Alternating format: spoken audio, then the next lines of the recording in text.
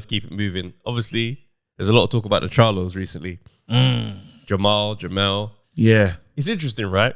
Yeah. Obviously, the Canelo fight's been announced.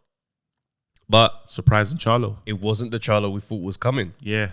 And it's nuts because now we've got a situation where we've got the other Charlo, the smaller Charlo stepping up to fight Big Brother's battle. But it's one of the ones where there's a lot, it's more nuanced. Because obviously you watched the interview today. I Am Athlete. Yeah. And it's like, oh, Big Brother's actually going through some stuff. Yeah. Big Brother's going through some stuff. I think he's in the middle of the storm. How that I Am Athlete clip in that video came across is he ain't finished it yet. And that's what the guy that was speaking to him was kind of alluding to, saying like, you're still there, and I get what you're saying. He was trying to bring it out of him, but he wasn't ready. Yeah. Carry on. And it's one of the ones, because before, obviously, we just hear personal issues. The first thing you do is go to mental health. So, he in the video, he's like, it ain't no mental health. Like, it's something I'm going through right now. He wasn't ready to talk about it yet. But when you see him in that moment, and he's been brought to tears talking about this thing. And I think, the gist of it was like divorce. And, basically the family setup has changed. And I think it's one of those things where it's like, one thing we never really take into consideration and appreciate is when fighters have to do their job amidst the crazy turmoil.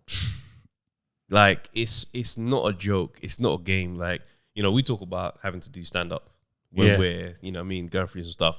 But to have to fight and put it all to the side and fight, it's a big uphill task. You saw with your guy, Anthony Yard. He lost a lot, more lost than you could imagine, right? And that was a moment because he didn't look the same. And again, in Linden, we didn't even put that. It was hard because after the match, we didn't factor. People didn't allow themselves to factor that. We didn't. I'm going to say I was up there in terms of, I didn't factor, he's lost. He's not the same. You know what I'm saying? So when you're looking at, and I think it's good advice. A lot of people are upset that it's the wrong Charlo. For some people that's going into this fight, they're saying, look, he's been a champion for this long. At least take his belts or do something. But why is he still in this position? But then it's like, I think where he sounded like he was from listening to that pod, because I give him some almost grace. I give him grace because I'm saying before I was like, this is a joke, this is a disgrace, But then after, there's a real human thing going on for him there. And I wouldn't want to see any fighter go in that moment. But then it's like, when you watch that interview, and I tell people to watch it as well, it's his brother's reaction though. That he's like, I've got my brother. It's definitely my brother's keeper moment. My brother's keeper. It's like, he ain't heavy. He's my brother, bro. Like, he's like, yo, listen, you go over there and handle that. I'll go and mash work on this situation. I'm gonna be, And I definitely respect that, and I do understand it. Like, when I think about my brother and you know what I mean, it's just when life happens, there is that thing that just doesn't break. It's that thing of, yo, I'm gonna show up for you. You know what I mean? Regardless of whatever that's happening in the background, I'm gonna still show up for you. So there's that. When I see that two between them, I'm like, okay, cool. This is a situation that he obviously understands. I'm 2 weight classes below Canelo, but if you can't do it, I got you. The family name. And again, this is what Eubank calls warrior code. You know what I'm saying? When he gets into his warrior code thing, and it's for a special select group. And what was apparent in that moment is this Charlo has it, and one thing I do want to see is, I do want his brother to get it back though. I do want him to find that thing. And this is again like, whatever that big battle that he's got for Tiafimo's got it now. He's got a real battle. He said, listen to what Tiafimo was saying in the lead up to this fight. See, it's almost, we almost need to get comfortable with hearing all of this information in boxing, because now Conor Ben, let's get it right. Conor Ben has said, yo guys, while I'm doing this and this, that, and there's jokes about the eggs rare, I'm going for it, bro. You know what I'm saying? And we need to be just a bit more understanding these men are warriors, but there's so much going on with these guys. Yeah. Like we are gonna have to get used to hearing the humanity from Jared Anderson. You know what I'm saying? And getting away from this whole kind of, he's a big macho guy and It's like, yo, this is real life is happening around these guys. And I guess it's interesting. I think in the midst of all this though, there is something to be said about the situation with the belts.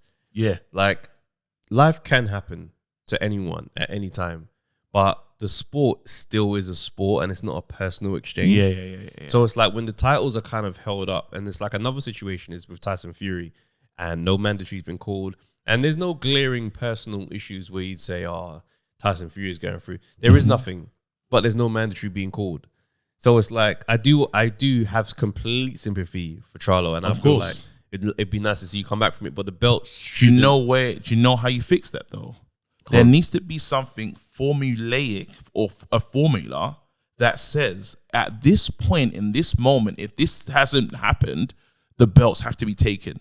It's not personal. If you set a standard, because what is saying, well, he hasn't fought for 2 years. What you kind of do is say, oh, but that doesn't happen. It doesn't. And yeah, that's right. But that didn't happen to mine, man. If there's a standard that if like each governing body, each belt holder, WBC, IBO, like if they say, if you get to this amount of time and you haven't fought and you haven't met your mandatories, we have to strip you of the title. The only way where we can give you a pass is if it's in a unification moment where we have to say, hey, well, because of this unified moment, we're going to allow it. The only way where us two different bodies are going to work together. But that's when we're talking about kind of universal governance on boxing, which we don't have. And that's why the whole game is a mess the way it is. But we need something so it strips away it being personal. And it's just, this is how, in football, yellow card, red card. After you get a certain amount of yellows, you cannot play anymore. You're suspended. That's right. Very clear, just concise. And then I think boxing finds itself in a better position because you just don't have people holding up a division. Yeah. You know what I mean? 100%. There you go. 100%. Let's